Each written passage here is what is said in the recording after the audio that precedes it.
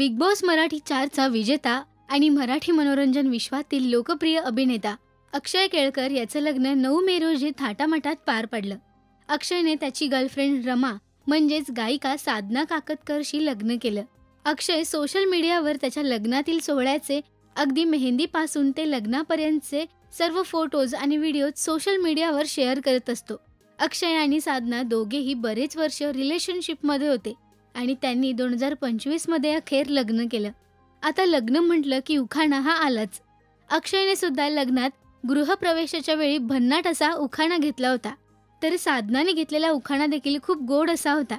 साधना अक्षय यांनी गृहप्रवेशाच्या वेळी घेतलेला उखाणा आपण पाहूयात. साधनाने घेतलेला उखाणा असा होता, काकतकरांची लेक झाली केळकरांची सून, काकतकरांची लेक झाली केळकरांची सून, अक्षय रावांचं नाव घेते गृहप्रवेश करून. तिच्या या उखाण्यावर सगळ्यांनी टाळ्या वाजवल्या.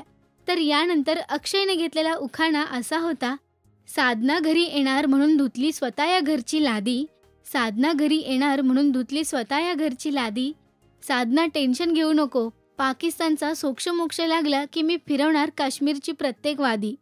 अक्षयच्या या उखाण्यावर सगळ्यांचा हशा पिकला. अक्षय आणि साधना 10 वर्ष रिलेशनमध्ये होते. अक्षयने नुकतीच कलर्स मराठीवरील अबीर गुलाल या मालिकेत मुख्य भूमिका साकारली होती. तर नुकताच तो संत ज्ञानेश्वर या चित्रपटातून आपल्या भेटीला आला होता.